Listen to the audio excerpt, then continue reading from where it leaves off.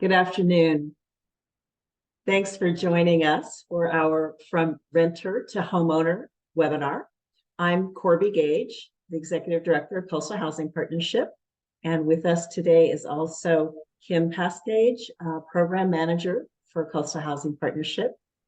And today's webinar features two local real estate professionals, Mark Johnson with Guaranteed Rate and Summer Knight with Suncoast Realtors. So thank you, Mark and Summer, for joining us today and sharing your expertise. Both Summer and Mark are part of Coastal Housing Partnerships Network. And as part of that network, these real estate professionals make it easier for you to become a homeowner by reducing the closing costs associated with your home purchase. The format for today's webinar is I will be asking Mark and Summer some questions about the process of going from renter to a homeowner. And the remainder of our time together will be for you to get your questions answered. We'll be recording today's webinar, so we'll send you the link to that recording. The webinar format means that your cameras are off and your microphones are off. So if you have questions, please put them in the Q&A, and you can ask your questions anonymously if you like. And feel free to put the questions in the Q&A at any time they come to mind.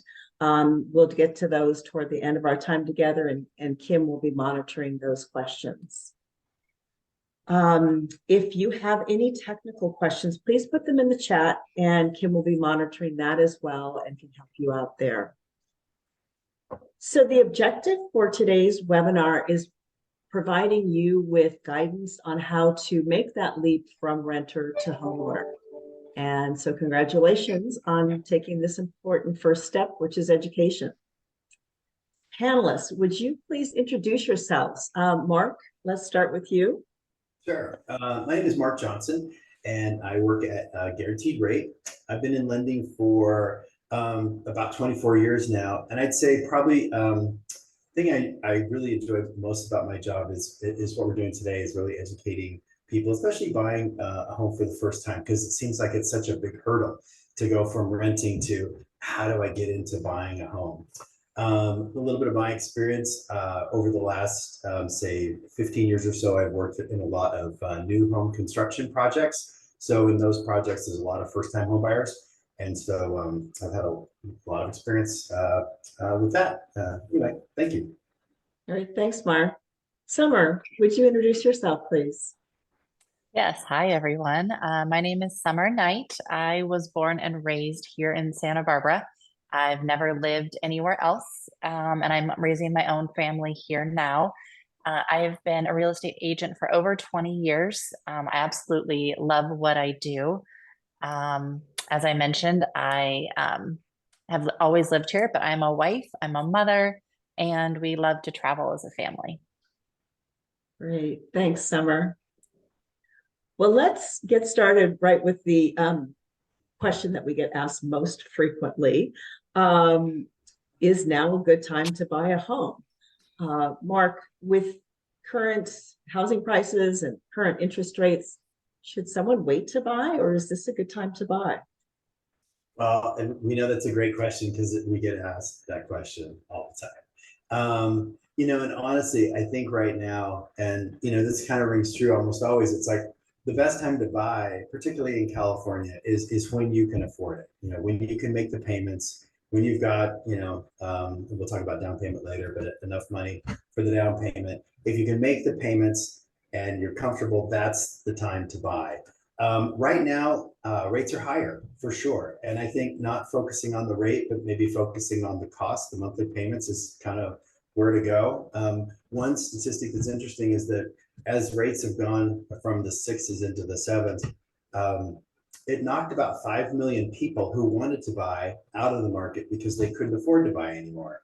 What that means is if you're kind of thinking, well, I'm going to wait and I'm going to see what happens, what rates are going to come down again. Maybe I'll get in then. What we believe and what we've been hearing is that, gosh, there's this pent up demand, which I know is true. And it can potentially work backwards where rates will come down, but there's more people looking for homes, there's more competition, it's going to be harder to find nicer homes because they won't be available. And the next thing you know, you get yourself priced out of the market. So I really do believe if you can make the payments and you're comfortable with payments, that now's actually a great time to buy. Great. Summer, do you have anything you want to add to that? I would say a lot of what you said, that when you are buying your primary home, I mean, you're probably going to live in it for 10, 20, 30 years. So the market's going to fluctuate. And if you try to time that, it may not, you may not be able to, right? It's no one can really time the market. And right now we are seeing less multiple offers on the table from buyers. Homes are sitting for a little bit longer than they were. So it takes some pressure off of buyers when they're stepping into the market currently. While we do have low inventory, and that's probably not going to change in the foreseeable future. As Mark talked about, if rates go up, interest is going to go up, and prices are projected to increase again next year, and sales are projected to increase next year. So again, I think especially if you don't own a home and you're just trying to get into the market, if you can afford it, it's always a good time to do it. It sounds like it's a good time to get started. And I think too, one of the things that if you're thinking of it's your home, it's not strictly an investment. It takes some of the pressure off in terms of when is the right time to buy? Am I getting in, at a price range that makes sense? If you can afford the payment, like Mark said, that's probably the time to buy. So we encourage you all just to start the process. So Summer, what are some of the advantages of home ownership?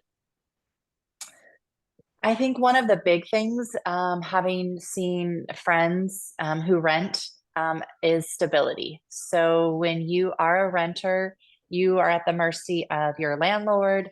You're at the mercy of them maybe wanting to move back into the house, wanting to sell the house, raising the rents.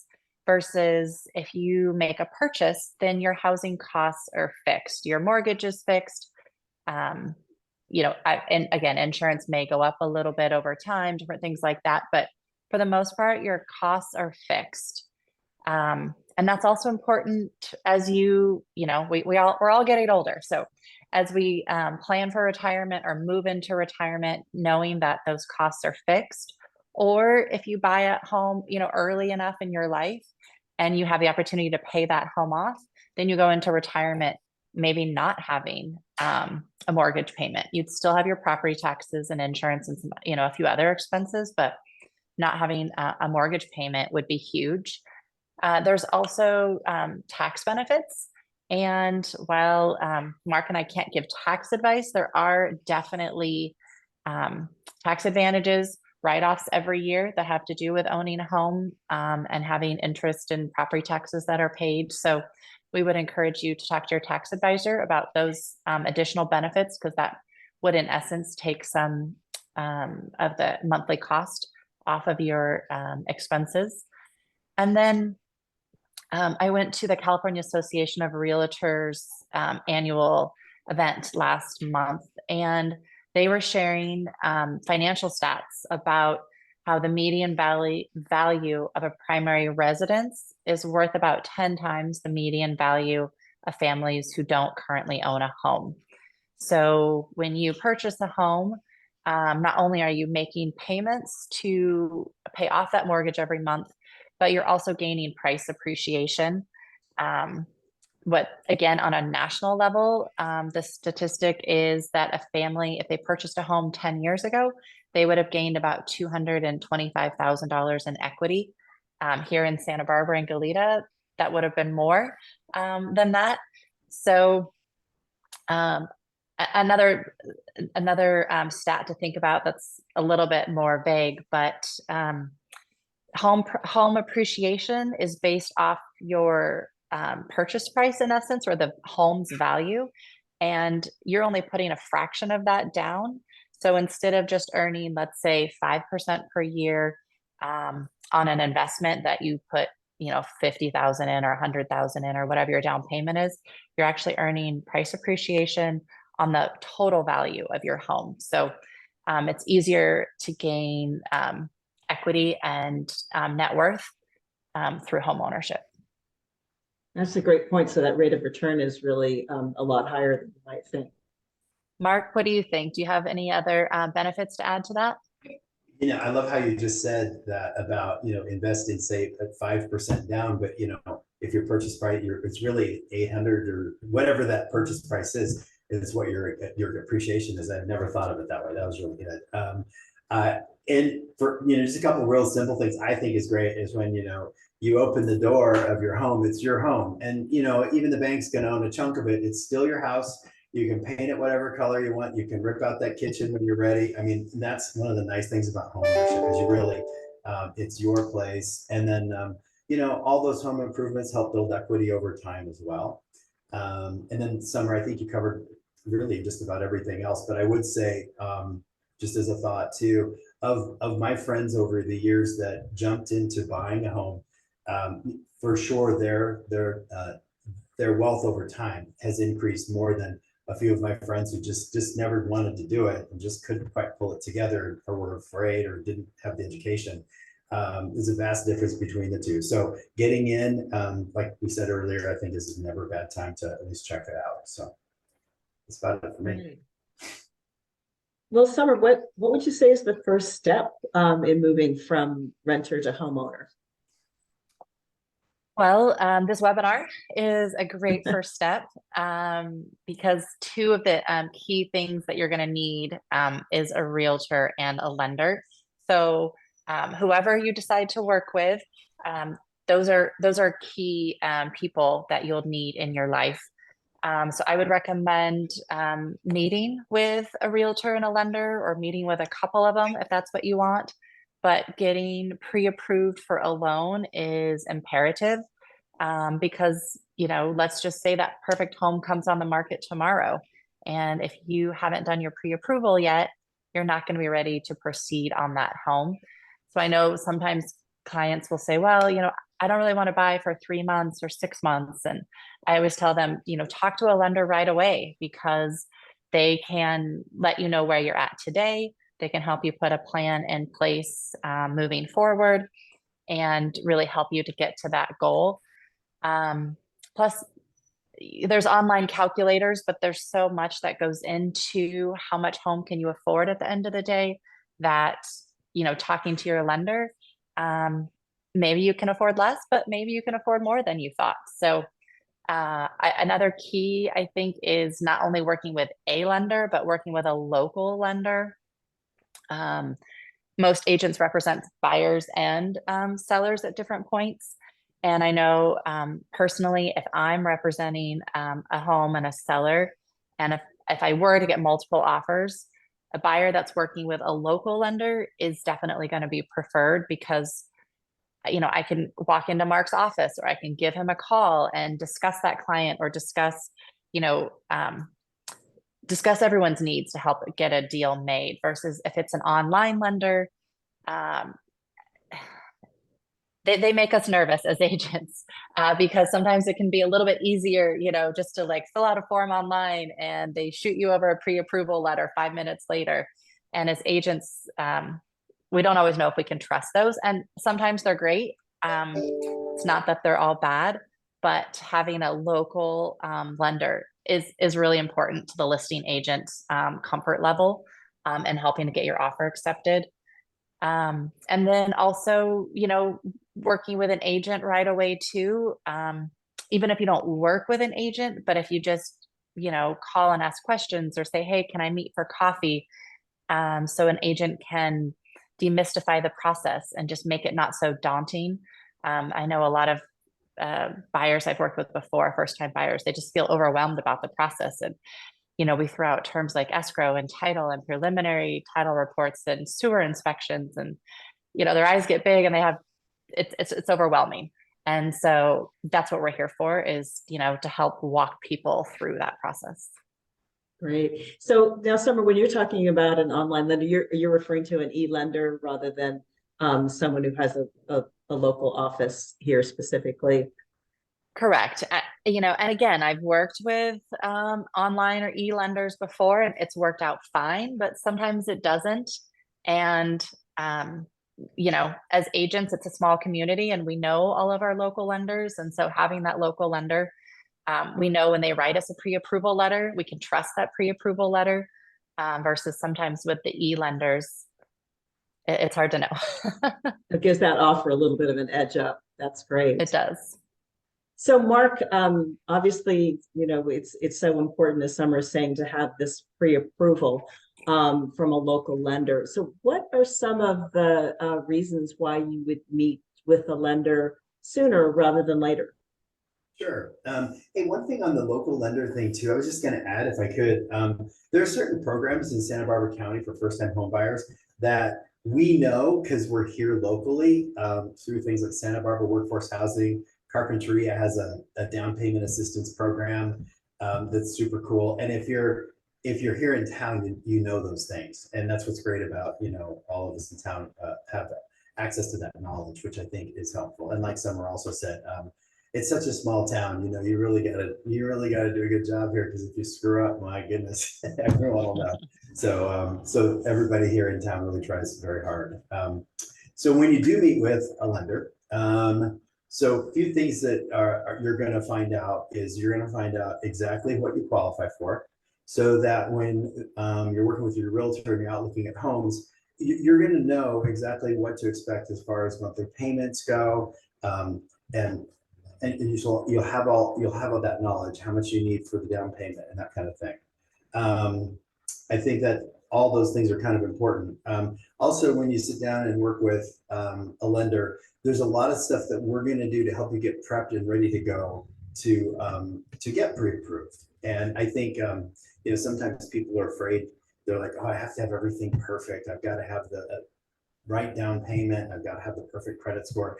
And that's really not the case. I mean, we're here to kind of help and advise as you work through the process.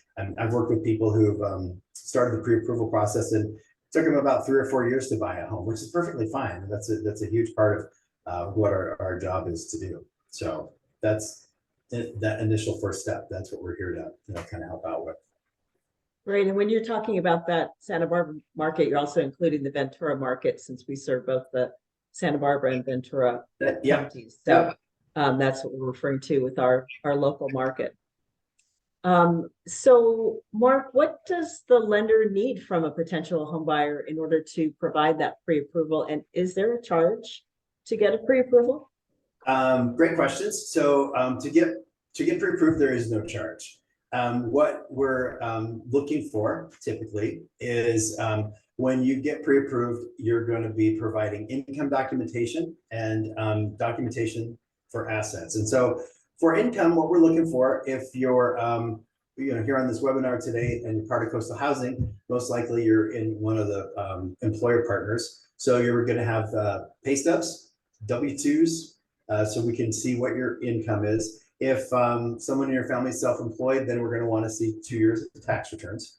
And then when we ask about assets, we typically ask for everything because we kind of want to look at the big picture. So we're going to look at checking, savings. We'd like to see your 401k, retirement, and investment accounts. Even if you might not be using some of all of it, it's just always good to have all that available. And then typically we're going to look for 1 month of all of those. And then, of course, a big part of getting pre-approved is your credit. And now I wouldn't even worry about having lenders pull your credit. In some cases, lenders are doing a soft credit pull, which means that it's not going to impact your credit score. And I know a lot of times people are like, I don't know if I want to go through the pre-approval process because I'm afraid it'll ding my credit. And the nice thing is now there's opportunities there where it won't affect your credit.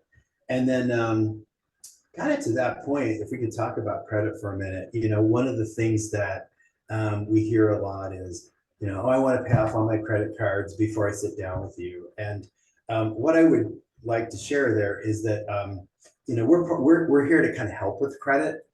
So if you don't have a perfect credit score, if you've got a couple dings on your credit, that's okay. It's never too soon to sit down and meet with a lender. Couple things that can happen from that. One, in Santa Barbara, sometimes there's these medical collections that pop up that people don't even know they have, but they're kind of some of them are easy to fix. And so that's one thing when you sit down with us, we can kind of help with that. And the other thing too is a lot of times people are like, well, I want to pay my credit cards off. I want to get all my credit cards paid off. I've actually seen people pay their credit cards off and then close them all and show up with no credit at all. So if you get nothing out of today's webinar, and if you are paying down your credit, the longer you've had a card, the more it's going to help benefit you by keeping that card open because it shows history. So by all means, like, don't think it's a good idea to pay off your credit cards and then just close them, because that's bad. Just keep them open. So if you want to be tempted not to use that card, you just pay it off, cut it up, and stop using it, but don't close the account, is what you're saying. And I've also heard just put it in your freezer and freeze them, like put water. It takes time to melt the ice, and you can't put plastic in the microwave. That could be bad. So that way, if you're afraid you're going to use it, just throw it in your freezer. I don't know who told me that, but I thought that was kind of funny. That was years ago. So anyway, another thing on credit real quick is a lot of people don't know this, but like if Uncle Joe wants you to co-sign for a new $1,400 a month pickup truck, what's going to happen? That's going to show up as a payment on your credit. So, as much as you might be tempted to help people out while you're in this process of looking to maybe learn more about buying a home, getting pre-approved and things like that, that just be careful about that, because if you do co-sign with somebody, that's going to show up on your credit as well, and that really can make that can really lower what you qualify for. So that entire amount would show up on yours, not just half of it. Right. Yep. On a co-signing basis. If you've co-signed, it's going to show up on yours as well. Okay. And we see that a lot. That's why I want to bring it up.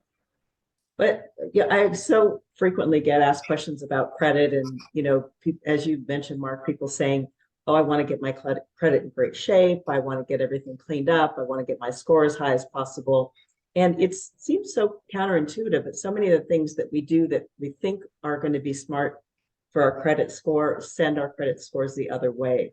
It seems like lenders are looking at credit scores, credit reports all day long. That's what they do. You're going to be really able to identify what you personally can do to improve your score, which may be different from what your neighbor or your friend did. And it's just a very individual thing that your lender really can support you through that process. Absolutely. Yep, that's true. We look at credit all the time, and things like inquiries affect credit, obviously. So there's a lot of different things, but we can certainly help, because there might be things that we see that could help bump your credit score up, so that you can kind of work on that, because the credit, the higher the credit, of course, the better the interest rate's going to be, higher your credit score.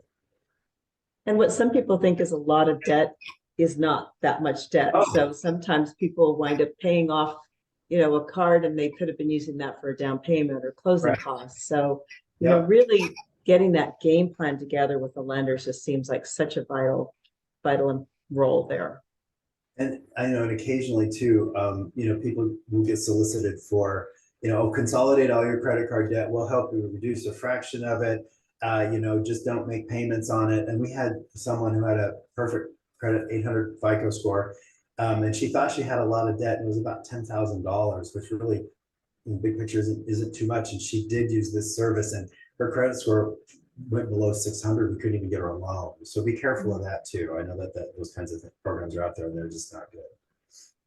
Okay, that's good advice. Great. Summer, we're always wondering about when someone's ready to buy. Do you often find that someone's ready to buy sooner than they think? What's your experience with that? Yes, again, I think that's where this education is key, and talking to a lender, because they will be able to run all your numbers. Hopefully you could buy tomorrow. If not, they'll again help you put a plan in place so that you can. I worked with a very sweet young woman last year. She was a coastal housing partner, or she worked for a coastal housing member. And she came to me. She was a single mom. She was renting, wasn't excited about her living conditions, and just had this dream of buying something for her and her daughter to live in. Um, she came from a family who had never owned a home before, so this was a big step for her. She was nervous and excited. Um, she got in touch with a lender, and it turned out that she had a nice little nest egg that she had been diligent about putting aside. The lender was able to give her a loan, and we were able to get her into a 2-bedroom condo that she's, still absolutely, every time I talk to her, she's just absolutely thrilled that she was able to do it. Timing worked out, where she's had some price appreciation in the last year or two from that. And it's just a really heartwarming example of, unless you just, unless you as a buyer, like, take the first steps and reach out to a realtor and reach out to a lender, you just never know. We love those stories, and we hear them more frequently than you would think. So let's let that be you, all of you folks who are listening.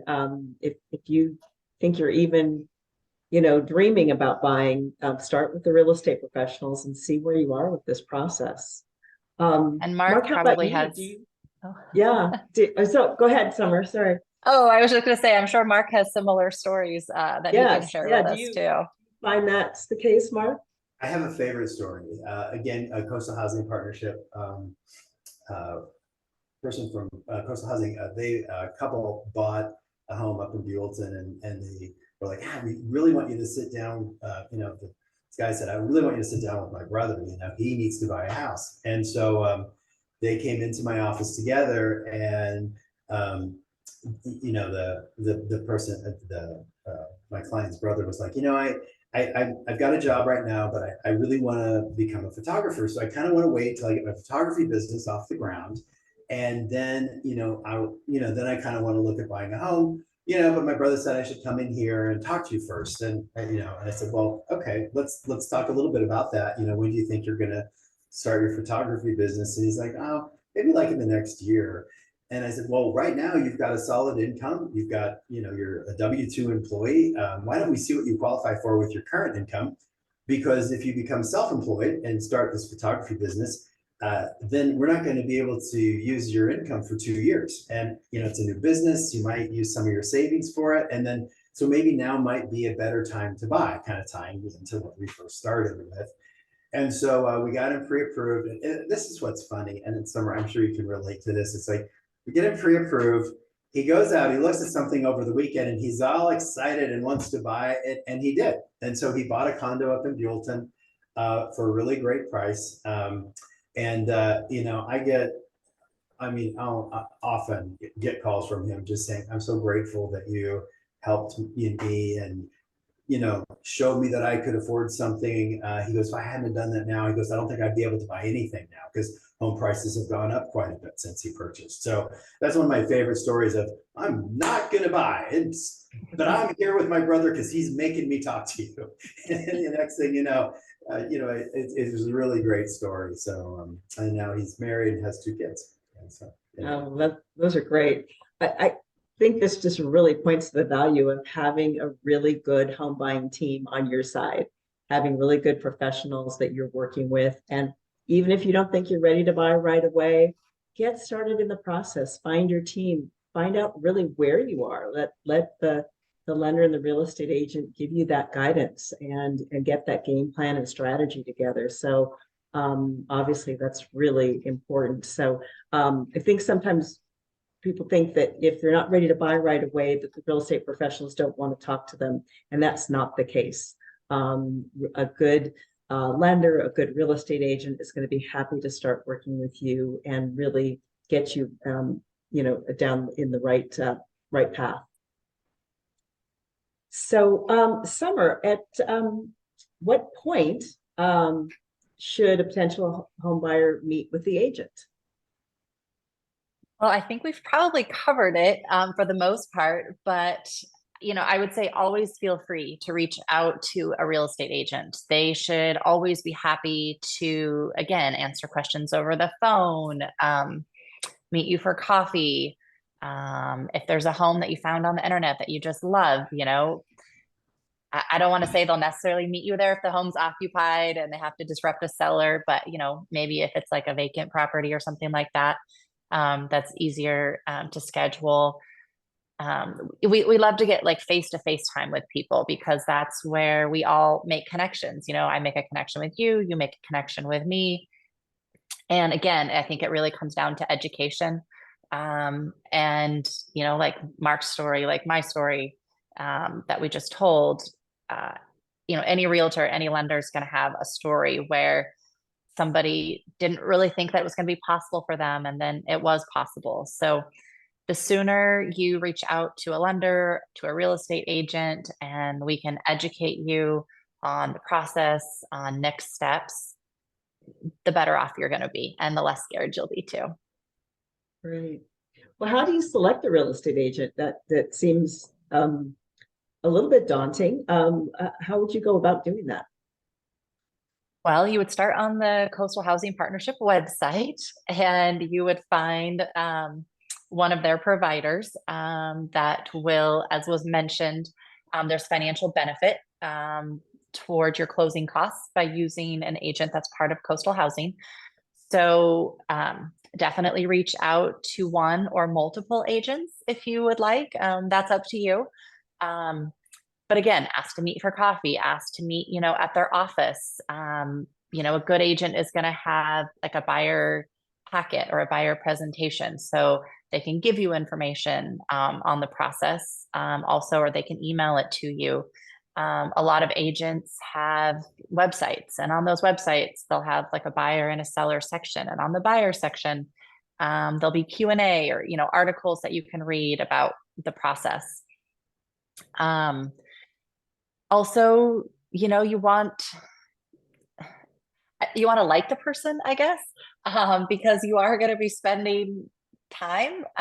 Some people go out and they buy a home their first weekend looking, and I've had other clients, who take a year and a half before they buy something. So it should be somebody that you feel like you can work well with, somebody that you trust, because this is a big financial purchase, probably the biggest one that you'll have made. And so you want it to be someone that you can trust, somebody that has local knowledge, someone that has experience.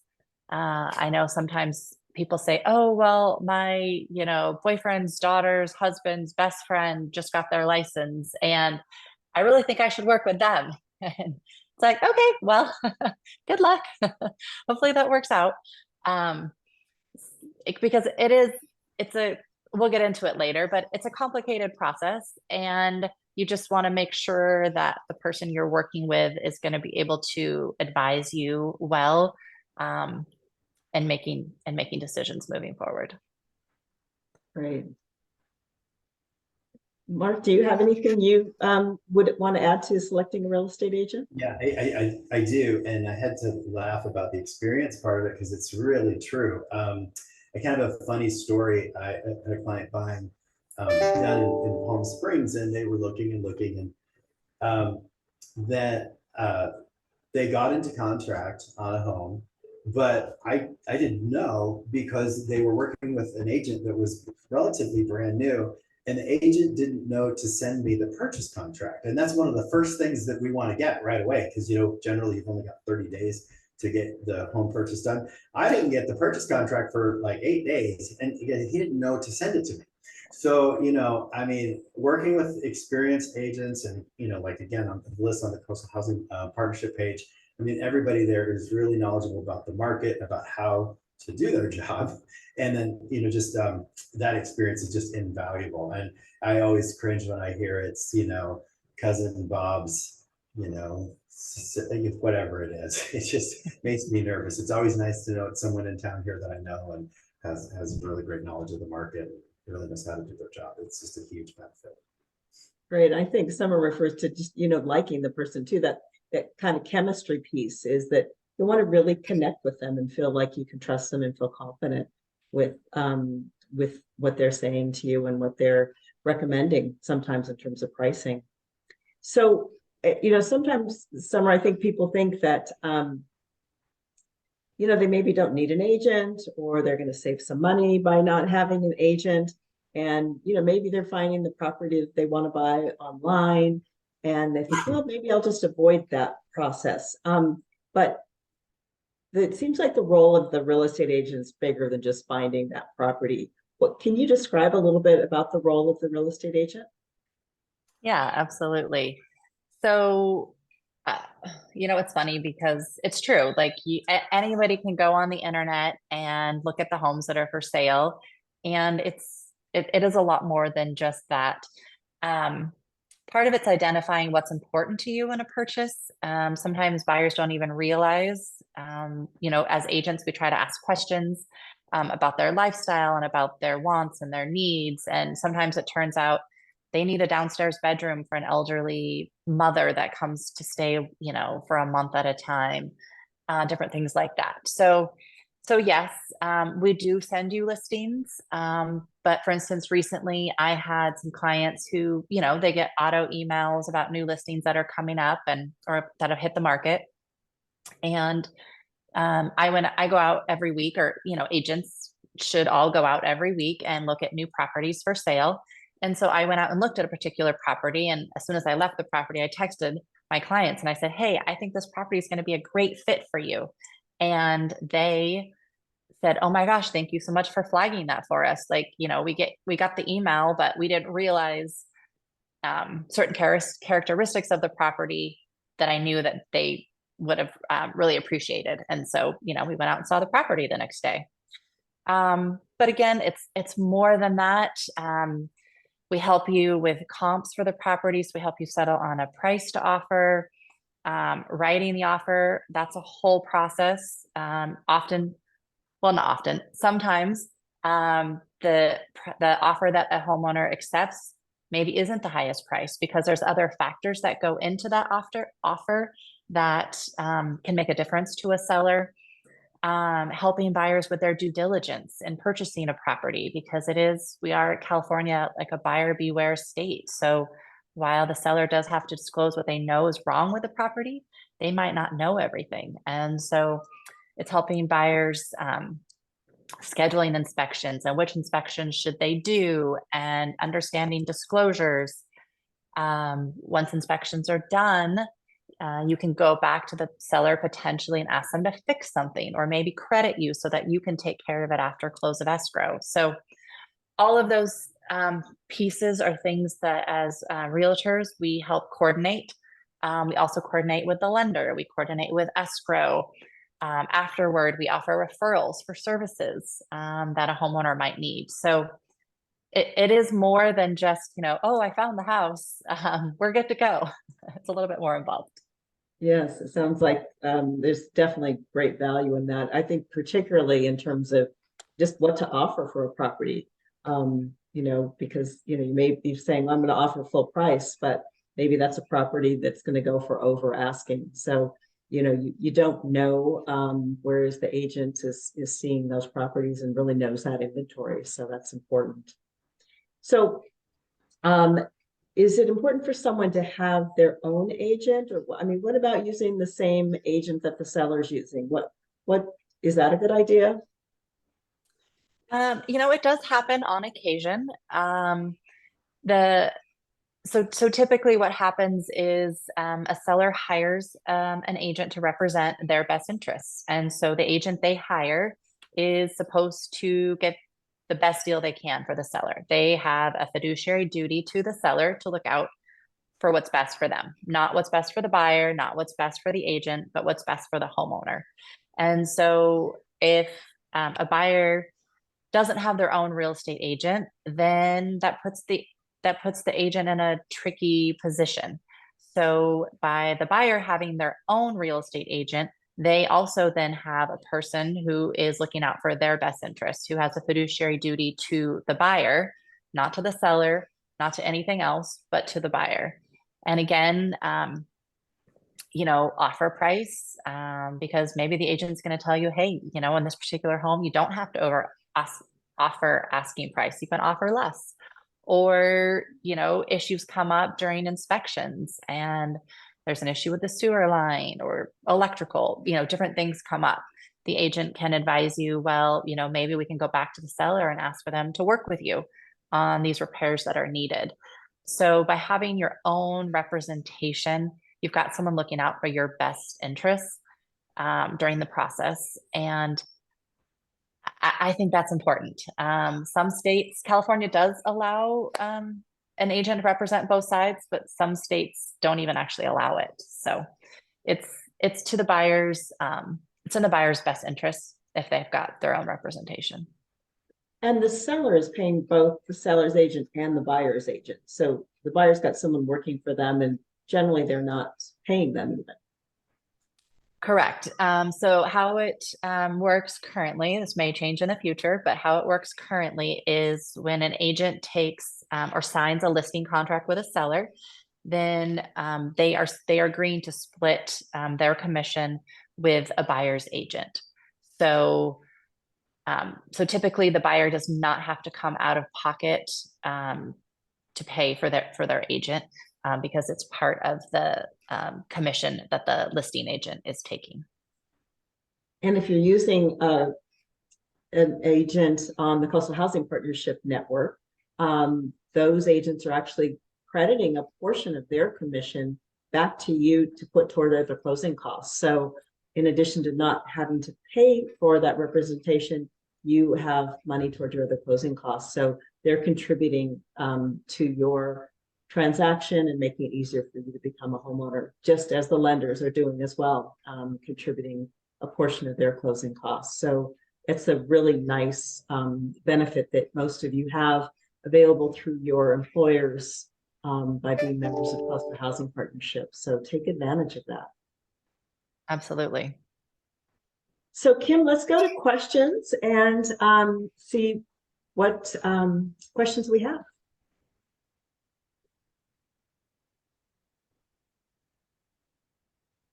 You're muted, Kim. Sorry about that. Yeah, this has been such a great informative webinar. We have 2 questions right now. So the first one is, how much minimally should you have saved for down payment closing costs before talking with the lender for a pre-approval? Mark, that's yours. Glad we covered that. I was just looking, I'm like, did we talk about down payment? So typically there are going to be loans for first-time home buyers that start at 3% down, so as little as 3% of the purchase price. So that's a great place to start. And then, again, kind of one of the myths is you've got to have like 20% down, and that's really not the case. I think that, again, kind of sitting down with a lender and determining where you're at is a good place to start. And also there's different sources of funds that can be used for the down payment. So if you've got a 401k, you can get a 401k loan and you pay yourself back. There's no penalty for that. And we see, I'd say first-time homebuyers, I mean, like almost 100% of the first-time homebuyers that I work with do tap into using the 401k funds. And then, also, I mean, if grandma's really wanting you to get into a house and wants the grandkids in the house, you never know, she may want to help out too. So you can get gift funds from parents, relatives, that kind of thing. Those are acceptable sources of funds for the down payment as well. So there's a few different ways, but generally right now 3% is a minimum down payment. So that's great. That's great news. Not having to come up with that 20% down is huge. Right. You're muted again. Sorry. The next question is, do you have any suggestions for people who have enough income but don't have enough savings? So that's a great question. I'd say, again, what I would do first is I would take a look at kind of the overall picture.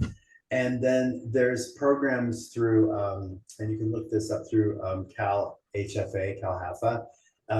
They have programs that offer down assistance for the down payment, assistance for closing costs. So there's different programs that are, kind of available that do offer, potentially more than that 3%. and there is some income-based programs there as well. So again, those are things where we kind of want to look at the whole picture first. And it's always a good reason to sit down with a lender, because these are things that we can kind of work on to figure out. Whereas if you think, I'm going to hang tight till I can get that money saved, sometimes that just takes too long. So yeah, those are great questions.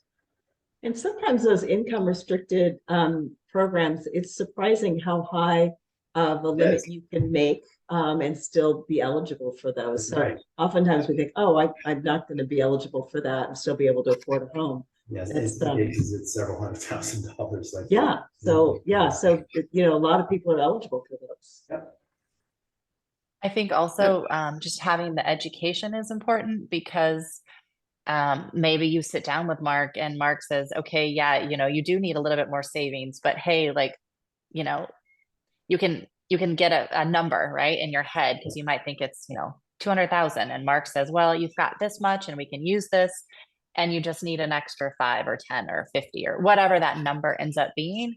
At least you have a goal in mind that hopefully you can work toward and put aside some money every month, so that in 3 months or in 6 months, then maybe you can do it. But unless you get started with the process and just have an idea of what that amount is, you're never going to know. And I think, Summer, to your point there, and one of the things that I also kind of want to mention is that, I'd say 85 to probably 90% of the time I spend at my work is really working with, people getting pre-qualified and figuring out what next steps are. And so, don't be afraid to sit down with a lender. You are not wasting anyone's time at all. I mean, it is our job. That's actually what we do. Sure, it's great when we've got purchase going and it's going to be closing soon. That's nice. But I'll tell you what, most of our time is really spent helping people navigate the waters of buying a home for the first time. And it's challenging. And part of the reason why I love what we're doing here today is that when I bought my first house, and I don't know why this sticks out in my mind so much, but I just remember, like, I had no idea what to do. I didn't even know how to find a lender, I don't think, and so to me, it was such a big hurdle to go from renting to owning, that it's nice to be here today to know that we can kind of help people. And it is exactly, what we're here for. So don't ever be afraid to, email or pick up the phone or call lender to get the process started, because that's what we do. And I hear so often from lenders and real estate agents that some of their favorite deals are ones that maybe took 2 or 3 years, but they worked through various aspects, whether it was credit or saving some money or finding that perfect house, and those are the ones they remember the most. So don't feel like you're starting the process too soon. I don't think it's ever too soon. Yeah, those are great points. The next question here is it better to buy when the prices are lower or interest rates are lower? That might be a question for both of you. I don't know. Summer, do you want to start first, or Mark? Summer, go ahead. I mean, all of us want to buy when prices are low.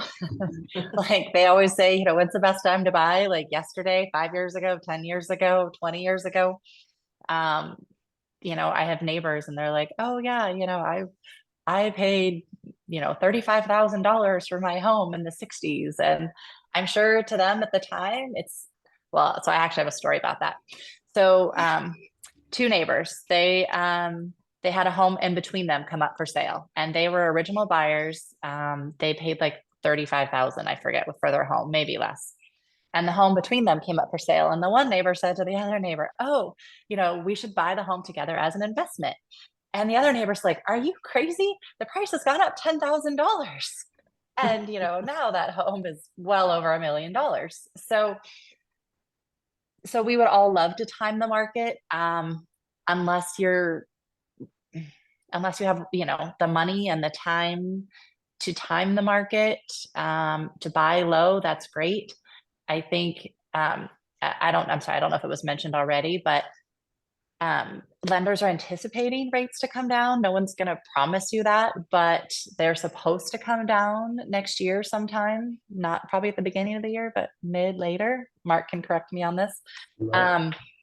And so, you know, you can always refinance, right? I mean, I would say the majority of homeowners have refinanced at least once in their lifetime. So you always have the option to refinance that home later when interest rates go down. But historically, prices go up, you know, 5% per year. It's been closer to 8% for the last like 5 years. So, you know, today, like, don't necessarily wait. Mark, do you have something to add to that? Kind of to add on to that a little bit too is, you know, when you think about like lower rates, Summer made a great point. You know, when you buy today, you're not locked into the rate forever. That you can refinance. Once we get a handle on inflation, that's what the Federal Reserve is trying to, you know, kind of tamp down to get back into that 2% year over year range. That's when you're going to want to. That's when we're going to start to see rates come back down again. And I think one of the other things about buying low or buying, you know, trying to time the market, I think if you would talk to anybody a while back, if you would have said, hey, rates are going to go up to 7 something percent, what's that going to do to home prices? Everyone would have said, oh, well, home prices are going to come down because of affordability. They're just going to come down. Now, we have not seen that. In fact, we've continued to see, and some of you mentioned multiple offers earlier. We haven't seen that. One of the reasons why is that there's a term that's used called mortgage lockdown. And it's interesting because a few years back when people did refinance into lower rates, what's happened now is they're kind of stuck in their homes. You know, they're kind of like, wow, I've got this great rate. So mentally, you think, well, I can't move. I got this great rate, so I'm not going to move. What that's done nationwide is it's put less homes. We have less inventory right now than we've had or could potentially have. And I think over time, you know, people do have to move. You know, families change and things like that. So there'll be movement. But for right now, that's going to keep inventory tight over the next few years because, you know, people are going to want to hang on to that lower rate because it's going to keep their housing expense lower. And that's just just kind of common sense, I think. So therefore, I don't know that we'll see that lull in prices. Again, it's hard to know. California continues to always go up.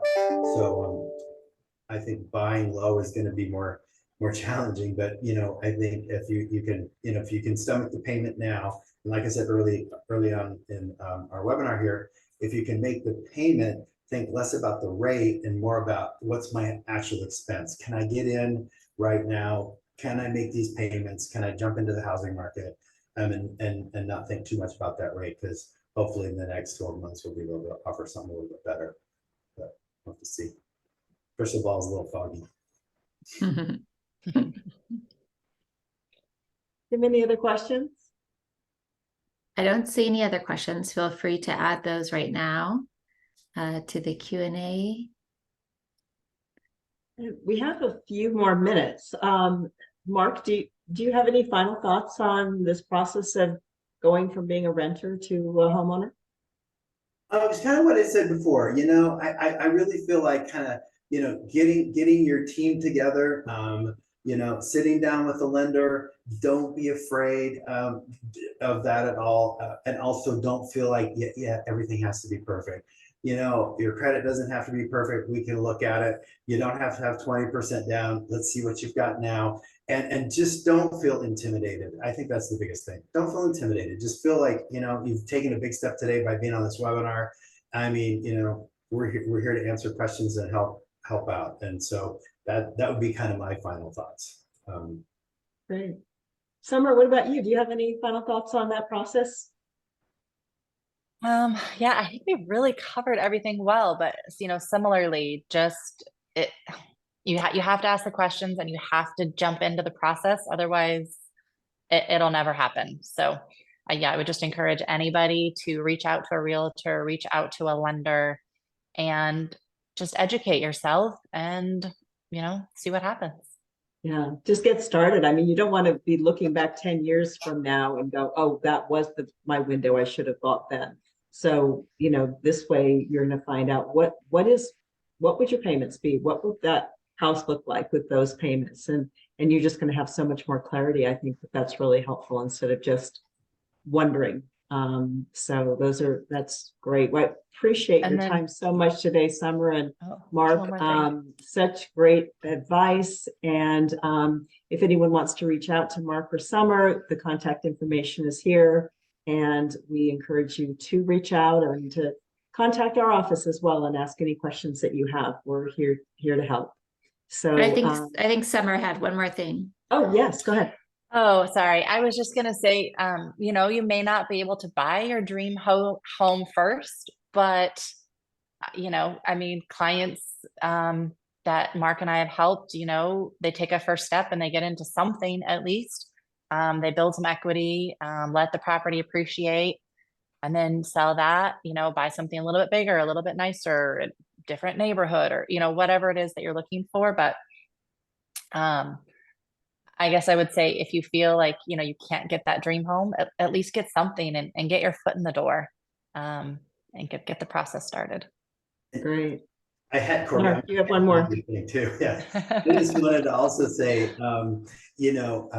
there's so many people with opinions in your life. You've got moms and dads and aunts and uncles and brothers and friends and everyone's going to have an opinion. And I would say, kind of just go kind of a little bit like this and do what's best for you, and I mean, because there'll be people that are going to say, you're crazy to buy something. The rates are so high, or they'll be, who knows what, but just, again, let all of us kind of help you out and see where you are, and don't be afraid to, just do that little bit of reaching out.